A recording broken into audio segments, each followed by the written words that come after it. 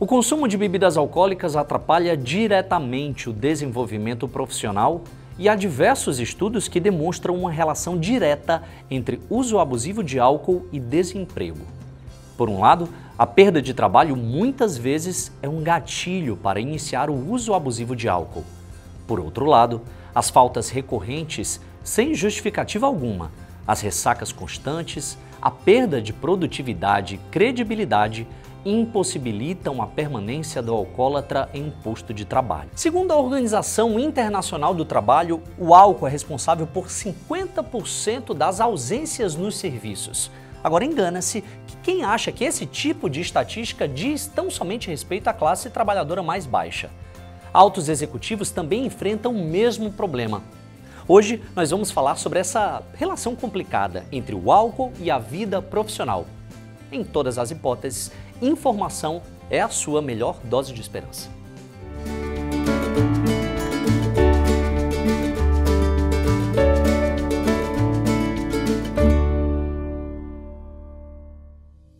E para conversar com a gente sobre esse tema, eu recebo aqui os nossos convidados. A começar por ela, as damas primeiro, Gisele Studert, ela que é empresária, psicóloga e consultora na área de gestão de pessoas e recursos humanos. Obrigado pelo fato de você ter aceitado o nosso convite e estar hoje aqui com a gente. Prazer.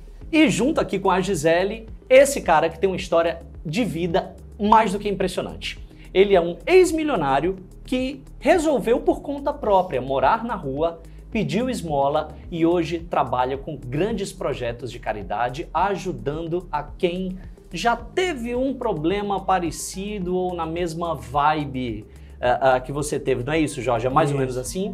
Com certeza. Muito obrigado pelo fato de você ter aceitado o nosso convite. Viu? Tá certo. Então, Jorge, eu necessito, desculpa, Gisele, mas começar por essa história. Um ex-milionário que foi morar na rua, enfim, vamos voltar aí no tempo, como é que tudo isso começou? Porque, na verdade, a sua história com a bebida, você começou a beber aos 13 anos de idade, não é isso? Isso. Foi nos anos de 73. Nessa parte de milionário, nessa época, meu pai era um grande empresário. Uhum. Né? Meu pai trabalhava no ramo, no centro, no comércio com eletrodoméstico. Né? Também tinha loja de confecção e tinha fábrica de sapato, né? Que era a Kemp, a Conac. Nessa época ele também estava fazendo uma fábrica no Distrito Industrial, tinha escritório no Brasil, fora também do Brasil. E era um empresário bem sucedido. Isso eu digo assim de boca cheia, porque meu pai foi um grande trabalhador. Então eu posso dizer que nessa época, por exemplo, você tinha dinheiro bem acessível e você circulava na alta sociedade de Fortaleza. Exatamente. Tinha dinheiro para viver, né? Era considerado um homem, um grande trabalhador, um grande empresário. E os filhos também tinham dinheiro. Eu sempre digo assim que a bebida, eu acredito que até hoje chega nas pessoas uma curiosidade, né? Participar de alguma roda, de se sentir talvez até excluído de uma roda que ele queria participar com os amigos. Agora, eu não, já bebi por um interesse próprio, de saber por que era que todo mundo ficava alegre, conversava demais, dançava. E eu experimentei numa festa chamada, na época, Tertúlia. Jorge, antes da gente começar com a tua história, queria agora a sua interação com a gente, Gisele, porque é o seguinte, o Jorge falou que vivia na alta sociedade de Fortaleza e isso é algo que eu queria trazer aqui porque eu achei super interessante, porque a gente acha que, na verdade, quem tem problema com álcool, na verdade, são pessoas de uma classe socioeconômica mais baixa, que são pessoas da classe C, D e E, né? Tem muita gente que ainda pensa dessa forma. Acredito que muitos ainda pensam dessa forma, mas como ele falou, acontece em todas as classes, né? Então temos muitos problemas em altos executivos, em diretoria de empresas que lidam com estresse muito grande, né? Problemas financeiros a resolver maiores.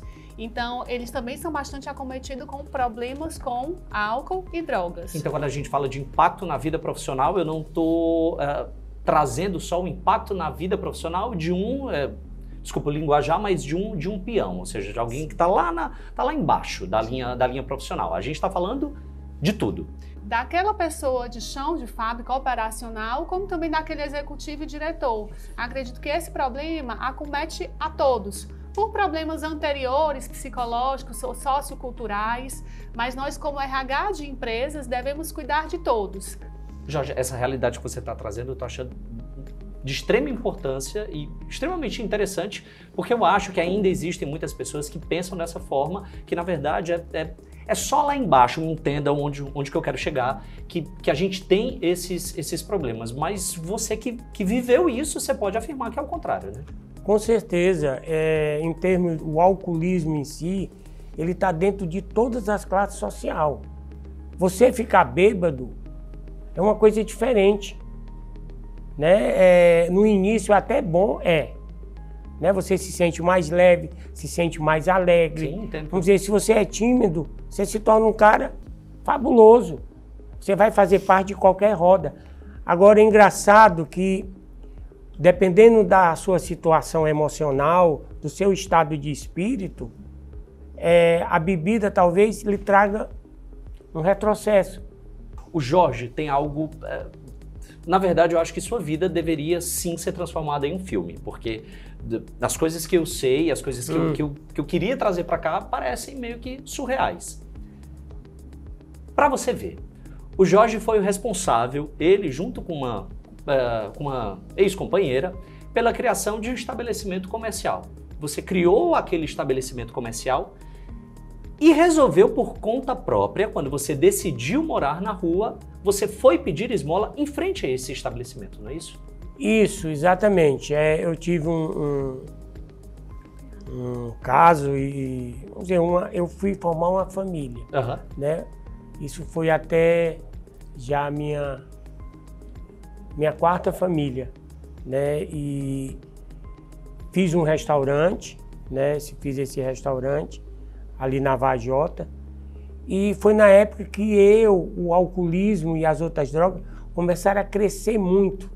Aí teve os problemas também das lojas, falência, né? O Jorge começar a não trabalhar mais e o alcoolismo cresceu, as lojas fecharam e eu resolvi morar na rua.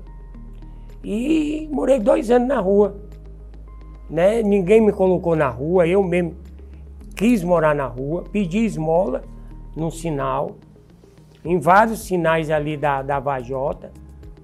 Pedia esmola não para comer, para beber. O intuito era de beber. Passei a conviver com aqueles que chamavam papudinhos, né, numa roda ali na Federico Borges.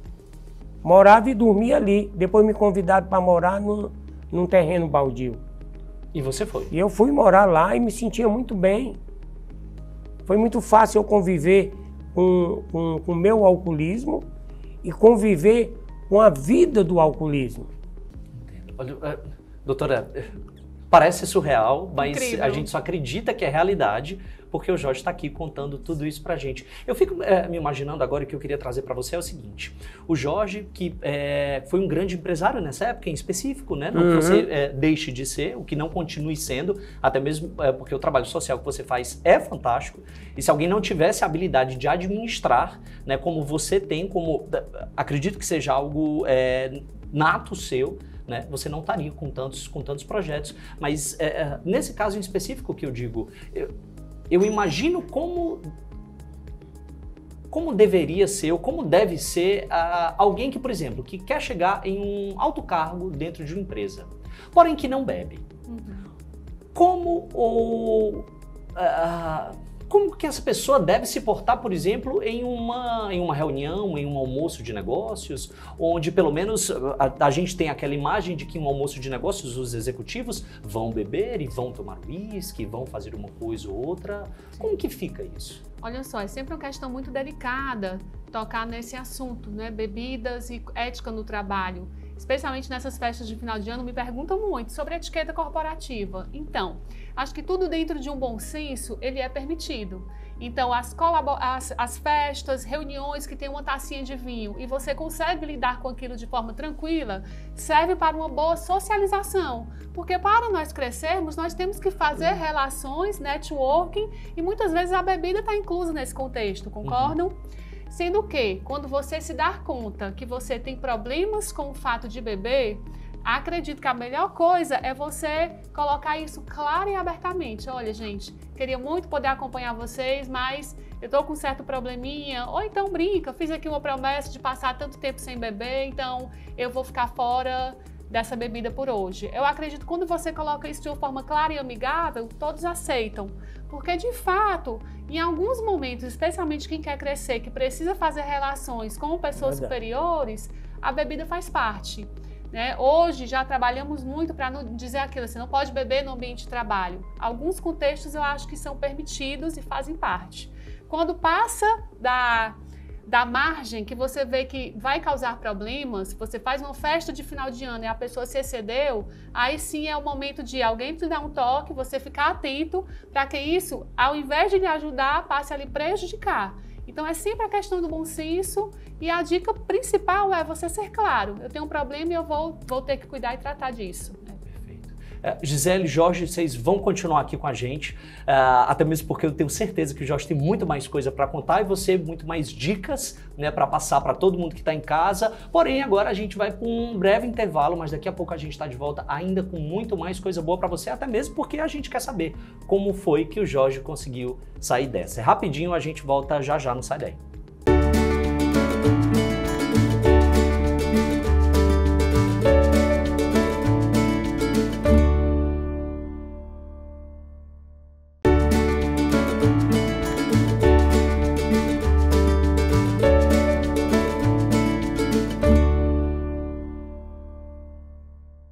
Dose de Esperança já está de volta, a gente continua aqui falando sobre os prejuízos que o álcool pode trazer na vida profissional de quem enfrenta esse problema. No nosso primeiro bloco, nós falamos justamente sobre as principais dificuldades. Porém, por vezes há um prejuízo ainda maior, o acidente de trabalho. A Organização Internacional do Trabalho revela que 20 a 25% dos acidentes de trabalho no mundo envolvem pessoas que estavam sob o efeito do álcool ou outras drogas. Dados do segundo levantamento nacional de álcool e drogas de 2012 evidenciam que 7,4 milhões de pessoas admitiram que o uso do álcool gerou efeito prejudicial no seu trabalho e 4,6 milhões afirmaram já terem perdido o emprego em virtude do consumo de bebida alcoólica. Um alerta para colaboradores e empresas.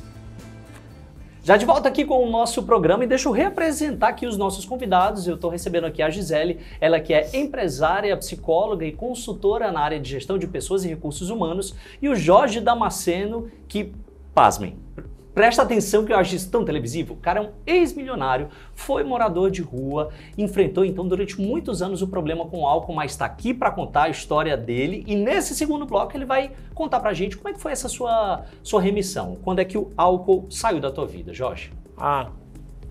Uma coisa muito interessante. Antes disso aconteceu algumas coisas, né, principalmente na área familiar.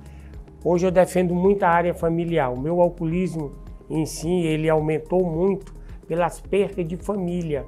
Não só foi perca de dinheiro. Eu nunca sofri por dinheiro. Agora, uma das coisas que para mim, hoje, na minha sobriedade, se chama família. Legal. Né? Eu lutei muito para conseguir essa família.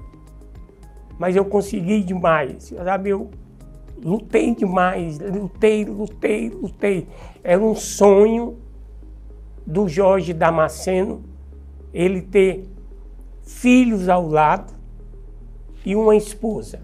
E quando o Jorge resolveu sair das ruas, que eu já tinha perdido lojas, já tinha entregue tudo que eu tinha para outras pessoas, né, que muita gente às vezes não acredita, eu dei para os pobres, né, dei meus terrenos, né, casas que eu tinha, fiquei sem casa. Né? Dado, entregue, doado. Dado por amor, dado, ninguém acredita, mas foi dado por coração. Eu sempre gostei de dar as coisas para outras pessoas. E de repente apareceu a minha terceira mulher, que é a Graça, que foi o maior presente que eu recebi da vida. Não só de Deus, mas da vida. Que legal. É como eu estava dizendo isso para ela hoje de manhã. Minha filha, como você é boa para mim. Né? Era uma pessoa que não tinha dinheiro, era uma simples menina, né? Que teve uma filha minha, a Líbina, é outra que está participando da minha vida.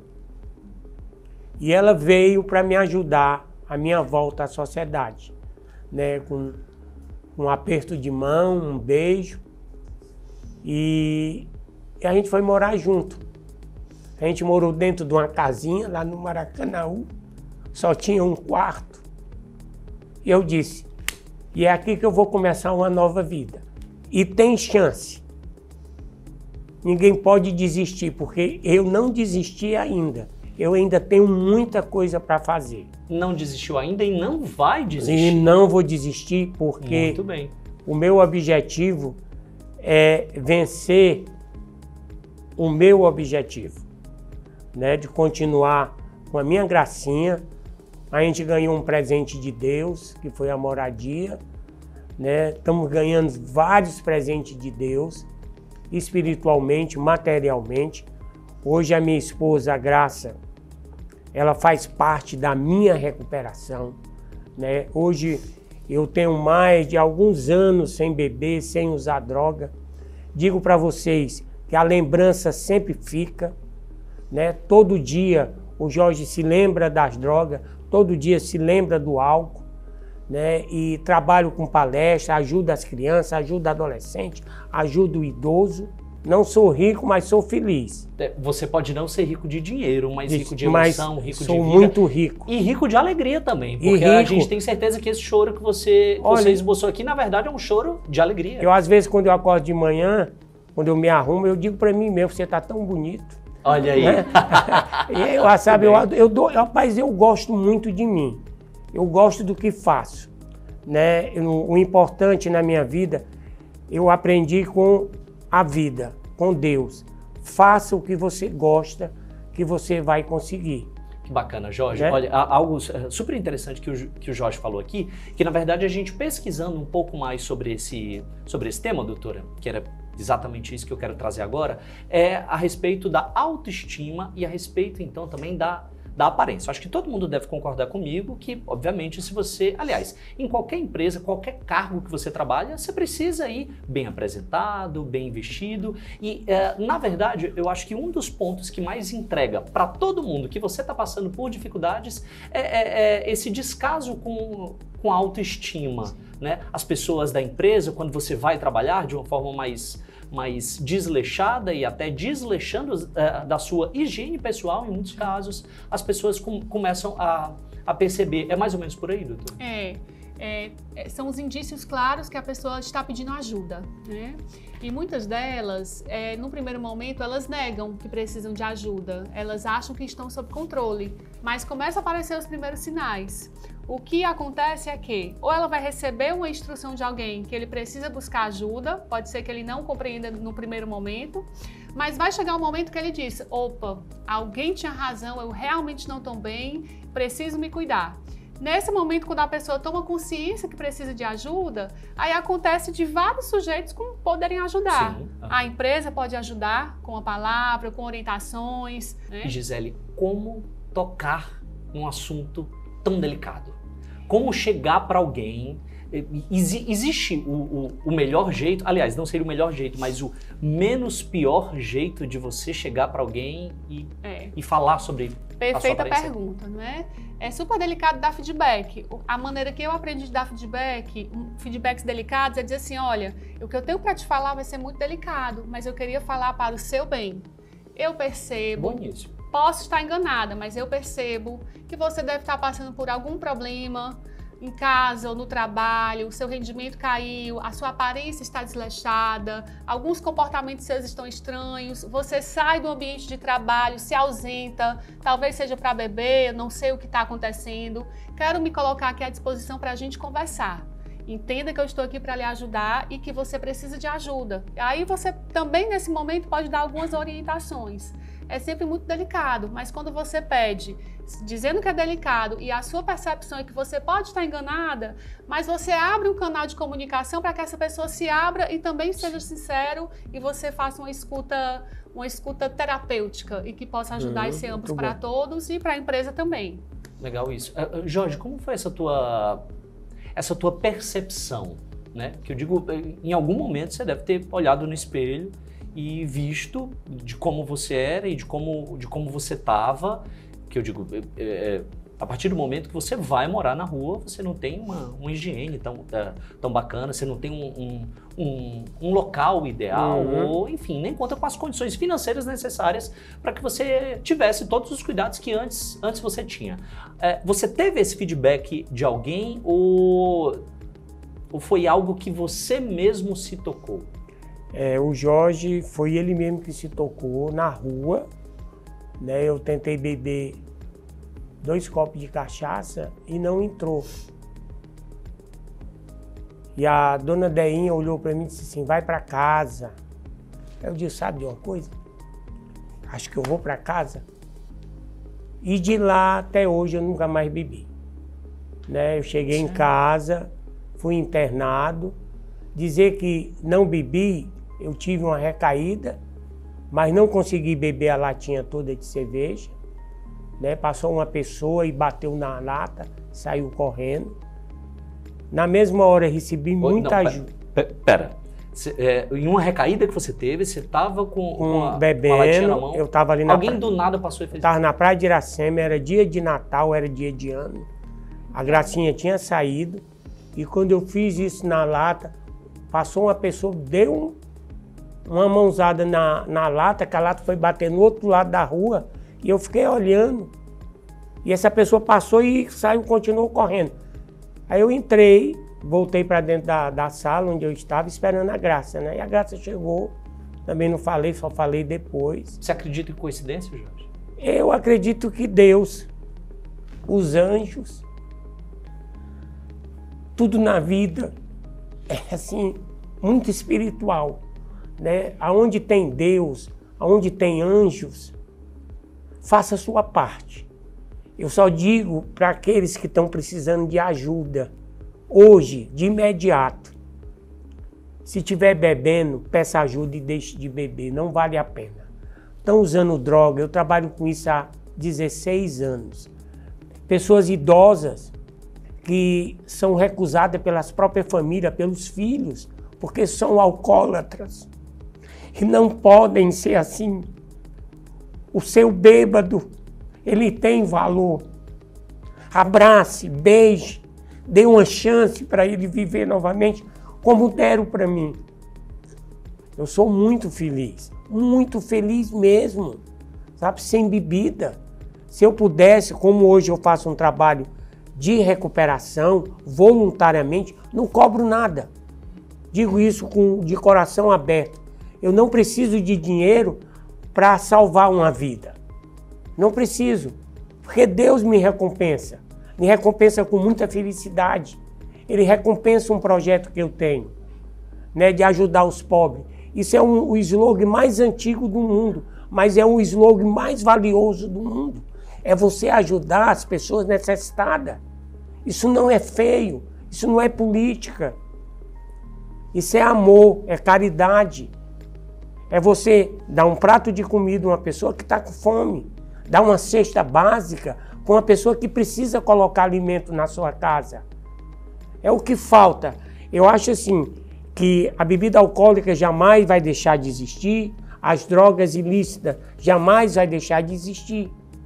Mas vamos fazer cada um a sua parte, né? Vamos tirar os bebinhos da rua, vamos dar uma palavra de conforto, abrir casas de recuperação, mas casas de recuperação com fiscalização.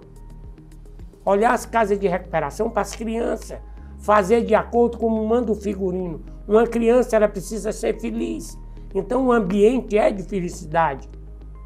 O ambiente de uma criança não é igual o que eu passei numa casa de recuperação. Tem que existir brincadeiras, educadores, psicóloga. Psicóloga, para mim, é a melhor médica da dependência química. Assistente social é outra médica para a dependência química, que ela vai te mostrar que você é um cidadão ou uma cidadã, vai voltar ao mercado de trabalho. A psicóloga vai dizer que o teu sentimento ainda vai florar, você ainda vai sentir muito amor, você vai ser recompensado. E não existe remédio. O remédio está dentro de mim, gente.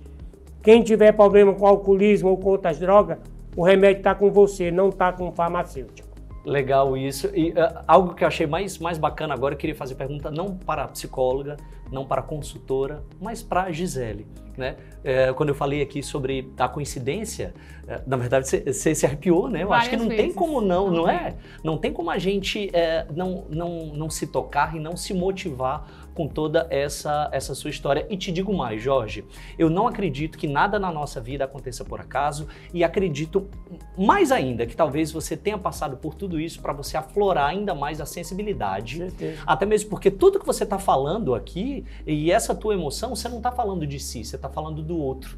E quando a gente consegue falar do outro e consegue trazer pra gente toda uma emoção, todo um sentimento bacana, aí eu acho que a gente precisa televisionar mesmo e passar isso para todo mundo que está em casa.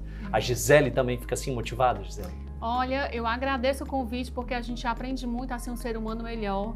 E entendo que às vezes a gente vai no fundo do poço para poder a gente se lapidar e se construir e ajudar a sociedade, né? E graças a Deus tem gente para tudo, o trabalho social que ele faz vai ajudar muitas outras pessoas passando pelo mesmo problema. E aqui eu mais aprendi do que contribuir. Queria agradecer a vocês por isso. Muito obrigado, Gisele. Obrigado. Muito obrigado, Jorge. Vocês foram duas figuras fantásticas para que a gente pudesse levar informação para todo mundo que está em casa. Mais uma vez, muito obrigado. Gratidão pela presença de vocês. E a gente agradece também a você que está em casa, que ficou com a gente durante todo esse tempo, aprendendo, se motivando e passando alegria com você. Porque lágrimas não são apenas tristeza. A gente chora também por causa do amor. A gente chora por causa da alegria. E é assim, com as lágrimas do Jorge, com a nossa emoção, que a gente já vai encerrando esse nosso programa de hoje. Mas eu te lembro, o nosso Dose de Esperança volta ainda em uma outra oportunidade com muito mais coisa boa para você. Te espero por aqui. Até mais.